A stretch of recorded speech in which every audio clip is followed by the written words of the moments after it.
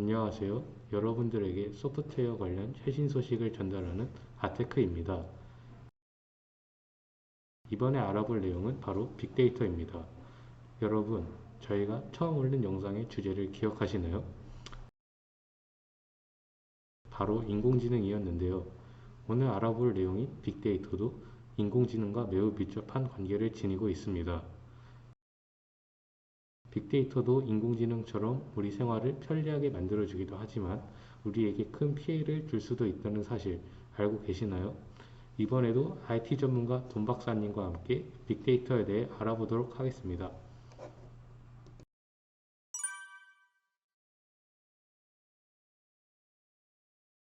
네, 아주 잘 찾아오셨습니다.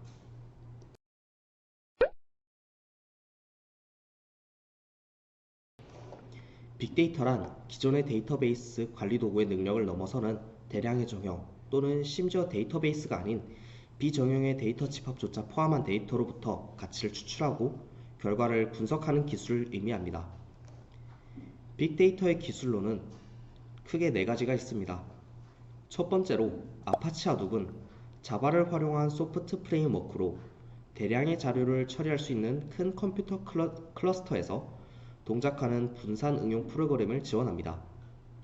이 프로그램의 특징은 수십만 대의 컴퓨터에 자료를 분산하여 저장하고 용량이 증가되면 그 용량만큼 컴퓨터를 추가합니다. 아파치 하둡의 큰 장점은 자료가 분산되기 때문에 하나의 컴퓨터에 에러가 발생해도 정상 동작하고 오픈소스이기 때문에 누구나 이용할 수 있습니다.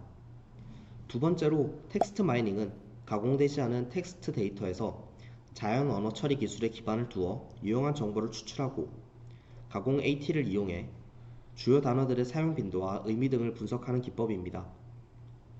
이외에도 감성 분석이라고 불리우는 오피니언 마이닝, 소셜 네트워크 분석, 비슷한 특징을 가진 개체들을 합쳐가는 군집 분석 등의 기술이 있습니다. 구글의 데이터 클라우드나 스노우플레이크, 애널리틱스 허브 등 다양한 분석 프로그램을 활용하기도 합니다.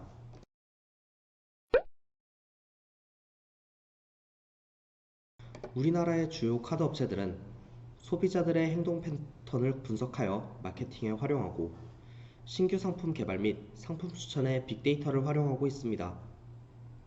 KB국민카드의 경우 빅데이터 분석을 통해 이용객의 행동 패턴을 분석하여 혜택 가맹점 앱을 개발하여 맛집 추천 및 비슷한 고객의 상점 이용 패턴을 분석해 편리한 정보를 제공합니다. 이 시스템을 통해 고객은 자신의 니즈와 위치에 따라 최적화된 카드 혜택 및 맞춤형 정보를 실시간으로 검색하고 받을 수 있습니다. 세계 최대의 전자상거래 업체인 아마존 역시 빅데이터를 활용하고 있습니다.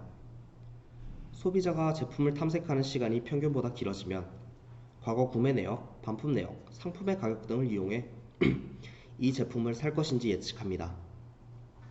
만약 이 제품을 구매할 것이라고 예측이 되면 고객 주소지 근처의 물류 창고로 미리 물건을 배송합니다. 할리우드나 넷플릭스에서도 새로운 작품을 제작할 때 빅데이터를 활용하여 작품의 흥행 정도를 미리 예측합니다. 이 덕분에 흥행이 예상되는 영화에는 제작비나 마케팅 비용을 추가하여 더 큰 수익을 얻거나 흥행 참패가 예상되는 제품에는 마케팅 비용을 줄여 손실을 줄이고 있습니다. 세계 최대 커피 전문점인 스타벅스에서도 빅데이터를 활용하고 있는데요. 매장을 내기 전에 빅데이터를 기반으로 상권을 분석합니다. 다른 스타벅스의 위치, 교통 패턴, 지역 인구 통계 등의 데이터를 수집한 뒤 이를 분석하여 최상의 입점 위치를 찾아냅니다. 또한 스타벅스 앱에서도 사용자가 자주 구매하는 커피를 바탕으로 커피 취향을 분석한 뒤 신메뉴를 추천해주는 서비스를 제공합니다.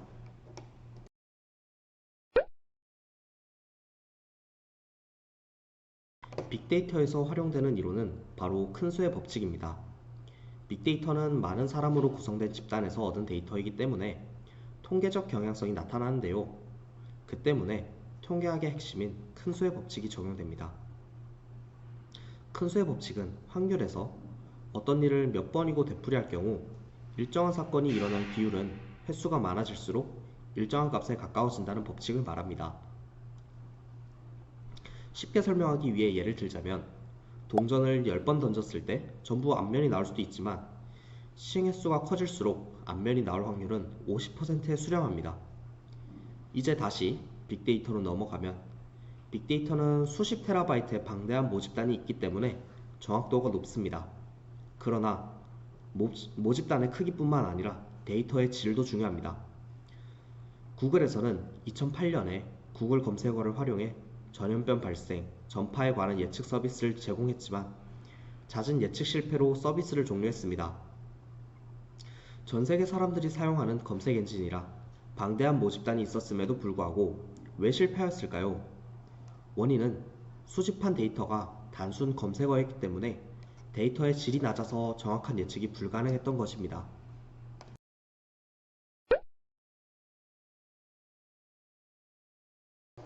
빅데이터의 활용 예시 중에는 추천 알고리즘이 있습니다. 사용자가 지금까지 이용한 컨텐츠를 바탕으로 개인이 선호하는 컨텐츠를 우선적으로 제공하는 알고리즘입니다. 그러나 이런 알고리즘 때문에 자신이 좋아하거나 유사한 생각을 가진 사람들과만 소통하면서 편향된 사고를 갖게 될 수 있습니다. 이러한 현상을 필터 버블이라고 하는데요. 자신의 관점에 동의하지 않는 정보로부터 분리되어 자신만의 문화적, 이념적 거품에 갇히게 되는 것입니다. 지난 10월 5일 페이스북의 알고리즘이 사회적 분열을 일으킨다는 내부 고발자의 폭로가 있었습니다. 사람들은 보통 자극적인 컨텐츠를 좋아하고 그런 컨텐츠를 많이 찾아볼수록 알고리즘은 관련된 정보를 추천해줍니다. 이로 인해 가짜뉴스나 인종차별, 혐오 발언들이 빠르게 확산되었지만 페이스북은 이를 묵인하였습니다. 빅데이터는 이외에도 개인정보 침해라는 문제점을 지니고 있습니다. 기업들은 데이터를 수집할 때 고객의 정보를 수집하는데 이때 내가 동의하지 않은 정보도 유출될 수 있습니다. 올해 초에 선풍적인 인기를 끌었던 AI 챗봇 이루다에 대해 많이 들어보셨을 겁니다.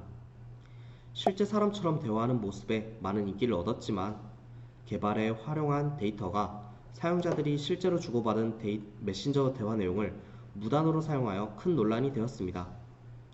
빅데이터 기술이 발전하기 위해서는 개인정보 문제나 편향성 문제가 해결돼야 합니다.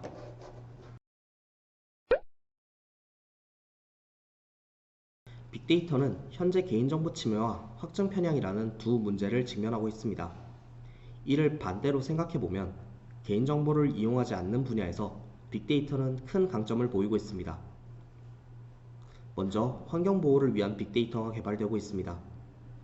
해양에서 기름 유출 사고가 발생하였을 때 해류와 바람의 흐름을 분석하여 더 큰 사고를 예방하는 시스템이 개발되고 있습니다.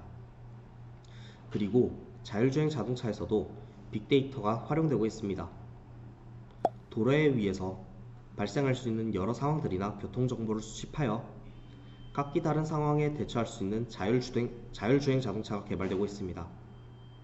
마지막으로 스마트워치나 복대를 부착해 내 몸의 변화를 기록하고 분석하여 당뇨병 환자에는 적절한 시간에 당을 투입해주거나 발작을 일으키는 환자들은 골든타임을 놓치지 않도록 즉시 신고를 해주는 기술도 개발되고 있습니다.